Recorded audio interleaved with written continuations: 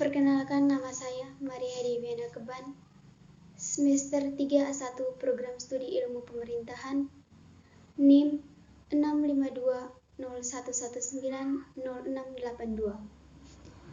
Ujian akhir semester mata kuliah Teori Pembangunan. Di sini saya akan menjawab beberapa pertanyaan. Nomor 1, jelaskan secara singkat inti dari paradigma teori pembangunan. Inti dari paradigma teori pembangunan dibagi menjadi 5 bagian. Yang pertama, teori modernisasi. Teori modernisasi adalah proses transformasi dari masyarakat tradisional atau terbelakang ke masyarakat modern. Yang kedua, teori ketergantungan. Teori ketergantungan adalah salah satu teori yang melihat permasalahan pembangunan dari sudut pandang dunia ketiga. Ketergantungan juga adalah keadaan di mana kehidupan ekonomi negara-negara tertentu dipengaruhi oleh perkembangan dan ekspansi dari kehidupan ekonomi. Ketiga, teori pasca ketergantungan. Teori pasca ketergantungan merupakan reaksi terhadap teori ketergantungan, tetapi belum memiliki nama sendiri sebagai satu kelompok.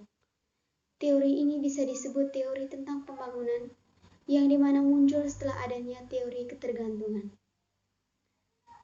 Keempat, teori pembangunan berkelanjutan. Teori pembangunan berkelanjutan adalah pembangunan yang memenuhi kebutuhan dari generasi sekarang tanpa membahayakan kesanggupan generasi mendatang untuk memenuhi kebutuhan mereka sendiri. Yang kelima, teori pembangunan manusia. Teori pembangunan manusia adalah suatu proses untuk memperbesar pilihan-pilihan bagi manusia yang berusaha memenuhi kebutuhan saat ini tanpa mengorbankan kepentingan di masa depan. Nomor 2, strategi pembangunan setelah pandemi COVID-19. Pertama, pembangunan di bidang ekonomi. Pembangunan di bidang ekonomi adalah suatu proses kenaikan pendapatan total dan pendapatan berkapital dengan memperhitungkan adanya pertambahan penduduk dan disertai dengan perubahan fundamental dalam struktur ekonomi suatu negara dan pemerataan pendataan bagi penduduk suatu negara. Kedua, pembangunan di bidang politik. Pembangunan merupakan bagian dari pembangunan nasional, di mana pembangunan itu ditunjukkan untuk menjadikan masyarakat yang demokratis sehingga terciptanya suatu ketertiban politik. Yang ketiga, pembangunan di bidang sosial. Pembangunan di bidang sosial adalah sebagai suatu proses perubahan sosial terencana yang dirancang untuk meningkatkan taraf hidup masyarakat, di mana pembangunan dilakukan saling melengkapi proses pembangunan ekonomi. Keempat, pembangunan di bidang pendidikan.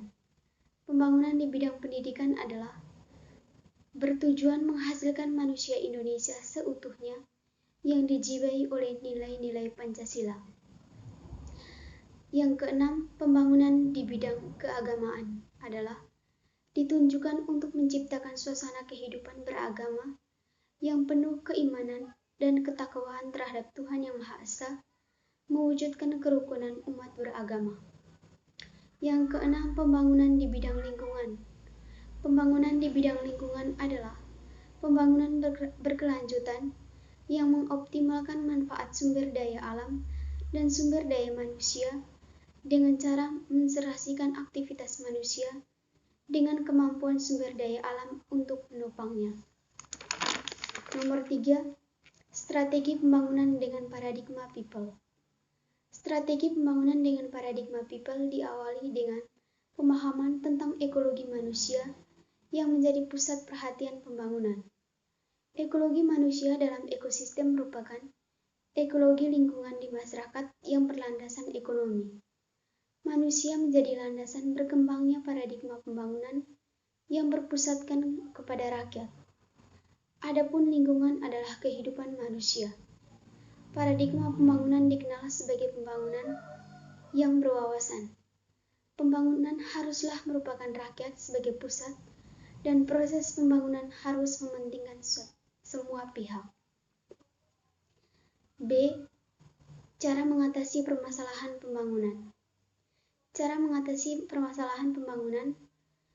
Pembangunan yang berpusat pada rakyat, mengidentifikasikan kebutuhan praktis dan strategis melalui pemberdayaan atau penguatan dan masyarakat. Oleh karena itu, penting melakukan kategori kebutuhan praktik dan strategis masyarakat untuk menghindari waktu sebagai perubahan, karena perubahan jangka pendek belum menjamin jangka panjang, dan perubahan kebutuhan praktik masyarakat. Permasalahan lain yang dihadapi dalam mengatasi permasalahan dalam pembangunan yang dilakukan masyarakat tidak mengakses maupun dimiliki oleh masyarakat yang kekurangan pengetahuan dan fasilitas terkait dalam pembangunan.